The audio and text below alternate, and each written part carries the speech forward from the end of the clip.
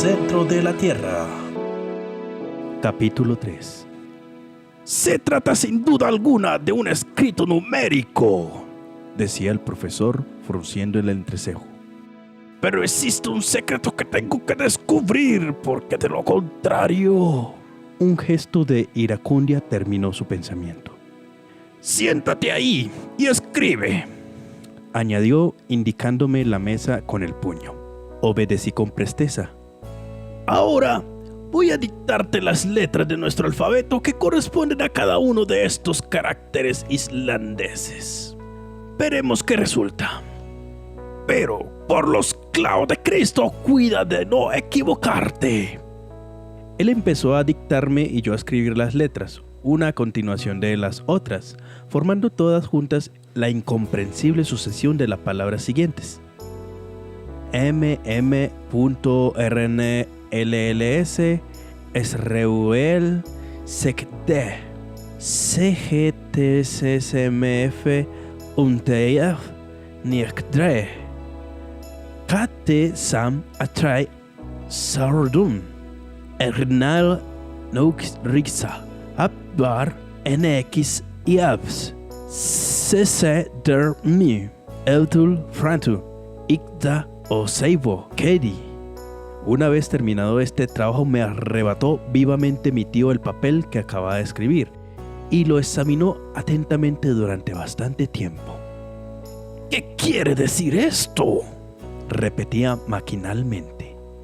No era yo ciertamente quien hubiera podido explicárselo, pero esta pregunta no iba dirigida a mí y por eso prosiguió sin detenerse.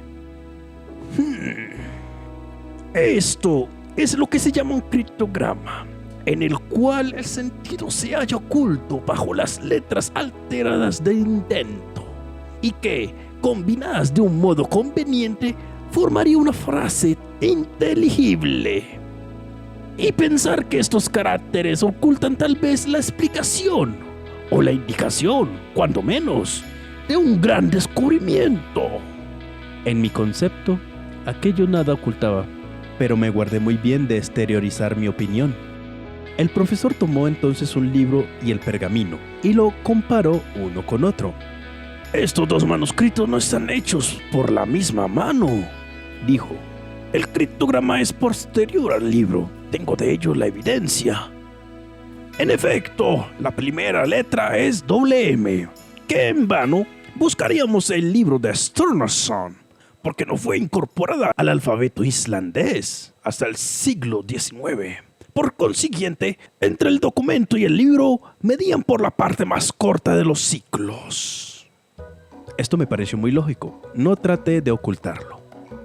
Me inclino pues a pensar, prosiguió mi tío, que alguno de los poseedores de este libro trazó los misteriosos caracteres, pero ¿quién demonios sería? ¿No habría escrito su nombre en algún sitio? Mi tío se levantó las gafas, tomó una poderosa lente y pasó minuciosa revista a las primeras páginas del libro. Al dorso de la segunda, que hacía de anteportada, descubrió una especie de mancha que parecía un borrón de tinta, pero examinada de cerca se distinguían en ellos algunos caracteres borrosos. Mi tío comprendió que allí estaba la clave del secreto y, ayudado de su lente, trabajó con tesón hasta que logró distinguir los caracteres únicos que a continuación transcribo, los cuales leyó de corrido. ¡Arne Sacrosanct!, gritó en son de triunfo. ¡Es su nombre! ¡Un nombre irlandés! Por más señas, el de un sabio del siglo XVI. El de un alquimista célebre. Miré a mi tío con cierta admiración. Estos alquimistas, prosiguió, Avicena, Duncan, Lulio, Paracelso, eran los verdaderos, los únicos sabios de su época. Hicieron descubrimientos realmente asombrosos. ¿Quién nos dice que ese Sacrosanct no ha ocultado bajo este ininteligible criptograma alguna sorprendente invención? Tengo la seguridad de que así es. Y la viva imaginación del catedrático se saltó ante esa idea. Sin duda, me atreví a responder. Pero, ¿Qué interés podía tener este sabio en ocultar de ese modo su maravilloso descubrimiento? ¿Qué interés? ¿Lo sé yo acaso? ¿No hizo Galileo otro tanto cuando descubrió a Saturno? Pero no tardaremos en saberlo, pues no he de darme reposo, ni de ingerir alimento, ni de cerrar los párpados en tanto no arranca el secreto que encierra este documento. Dios nos asista, pensé para mi capote. Ni tú tampoco, Axel, añadió. Menos mal, pensé yo, que he comido ración doble. Y además, prosiguió mi tío, es preciso averiguar de qué lengua está escrito el jeroglífico. Esto no será difícil. Al oír estas palabras, levanté vivamente la cabeza. Mi tío prosiguió su soliloquio. No hay nada más sencillo.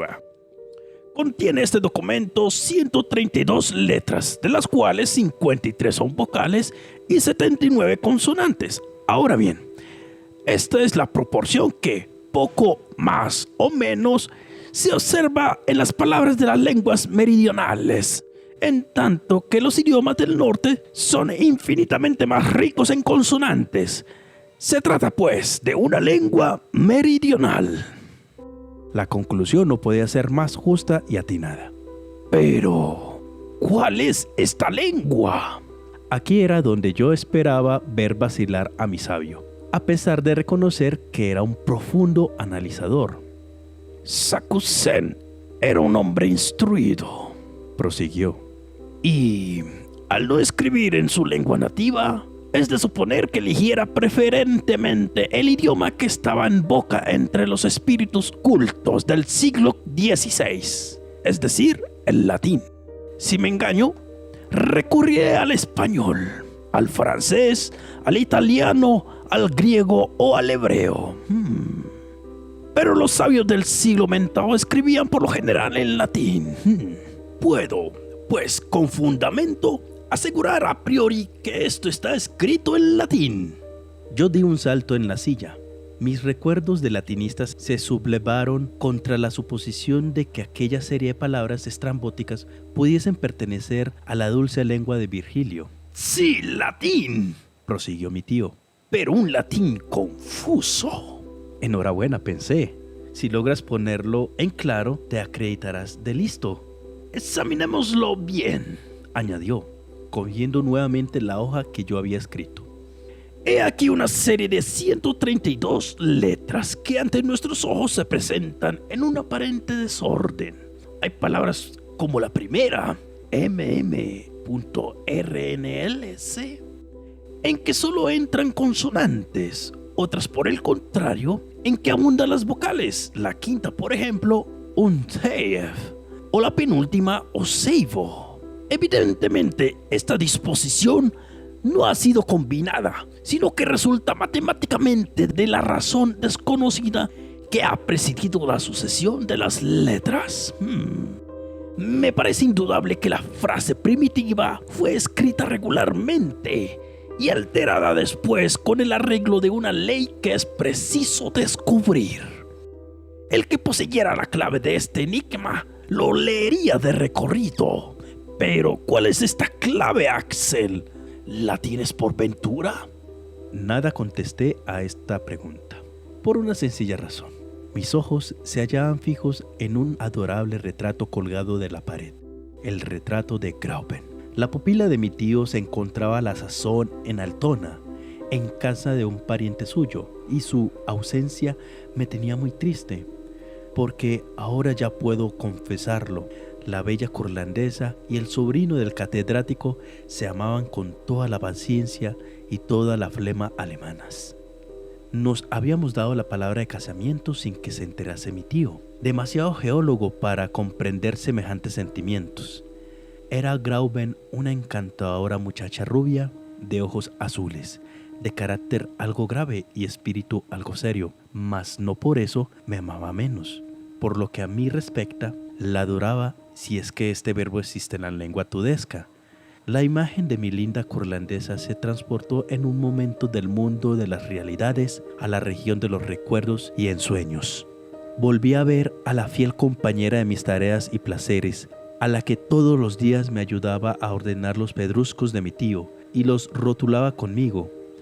Grauben era muy entendida en materia de mineralogía y le gustaba profundizar las más arduas cuestiones de la ciencia. Cuán dulces horas habíamos pasado estudiando los dos juntos y con cuánta frecuencia había envidiado la suerte de aquellos insensibles minerales que acariciaba ella con sus delicadas manos. En las horas de descanso, salíamos los dos de paseo por las frondosas alemanas de Lasters y nos íbamos al antiguo molino alquitranado que tan buen efecto produce a la extremidad del lago. Caminábamos cogidos de la mano, refiriéndole yo historietas que provocaban su risa, y llegábamos de este modo hasta las orillas del Elba. Y después de despedirnos de los cisnes que nadaban entre los grandes nenúfares blancos, volvíamos en un vaporcito al desembarcadero. Aquí había llegado en mis sueños cuando mi tío, descargando sobre la mesa un terrible puñetazo, volvió a la realidad de una manera violenta. Veamos, dijo. La primera idea que a cualquiera se le debe ocurrir para descifrar las letras de una frase se me antoja que debe ser el escribir verticalmente las palabras. No va desencaminado, pensé yo. Es preciso ver el efecto que se obtiene de este procedimiento. Axel, escribe en ese papel una frase cualquiera, pero en vez de disponer las letras una a continuación de otras, colócalas de arriba a abajo, agrupadas de modo que formen 4 o 5 columnas verticales. Comprendí su intención y escribí inmediatamente. Tobiau eres al aulire de Alman. Bien, dijo el profesor, sin leer lo que yo había escrito. Dispon ahora esas palabras en una línea horizontal. Obedecí y obtuve la frase siguiente. Tobiaus eres al de Alman. Perfectamente, exclamó mi tío, arrebatándome el papel de las manos. Este escrito ya ha adquirido la fisonomía del viejo documento. Las vocales se encuentran agrupadas, lo mismo que las consonantes, con el mayor desorden.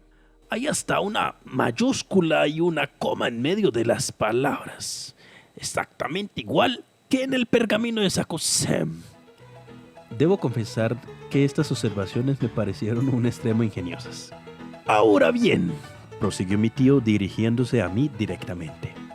Para leer la frase que acabas de escribir y que yo desconozco, le bastará tomar sucesivamente la primera letra de cada palabra, después la segunda y enseguida la tercera y así sucesivamente. Y mi tío, con una gran sorpresa suya y sobre todo mía, leyó. Te adoro, bellísima Grauben. ¿Qué significa esto?, exclamó el profesor. Sin darme cuenta de ello, había cometido la imperdonable torpeza de escribir una frase tan comprometedora. ¿Con qué amas a Grauben, prosiguió mi tío con un acento de verdadero tutor. No, balbuceé desconcertado. De manera que amas a Grauben, prosiguió maquinalmente. Bueno, dejemos esto ahora y apliquemos mi procedimiento al documento en cuestión. Abismado nuevamente, mi tío, en su absorbente contemplación, olvidó de un momento mis imprudentes palabras. Y digo imprudentes porque la cabeza del sabio no podía comprender las cosas del corazón. Pero afortunadamente la cuestión del documento absorbió por completo su espíritu. En el instante de realizar su experimento decisivo, los ojos del profesor Lidenbrock lanzaban chispas a través de sus gafas. Sus dedos temblaban al coger otra vez el viejo pergamino. Estaba emocionado de veras. Por último, tosió fuertemente y con voz grave y solemnemente, nombrando una tras otra la primera letra de cada palabra, a continuación la segunda y así todas las demás. Me dictó la serie siguiente. Meskantsukat isofu seknitarmur, etserterakt rotaisbastua, esderisat lakarnit siktrak sabnutabalid meili, metar Circo Eslan. Confieso que, al terminar, me hallaba emocionado. Aquellas letras, pronunciadas una a una, no tenían ningún sentido, y esperé a que el profesor dejase escapar de sus labios alguna pomponosa frase latina. Pero, ¿quién lo hubiera dicho? Un violento puñetazo hizo vacilar la mesa. Saltó la tinta y la pluma y se me cayó de las manos. ¡Esto no puede ser!, exclamó mi tío frenético. ¡Esto no tiene sentido común! Y atravesando el despacho como un proyectil y bajando las escaleras lo mismo que una luz, se engolfó en la Coin Street y huyó a todo correr. Fin del capítulo 3.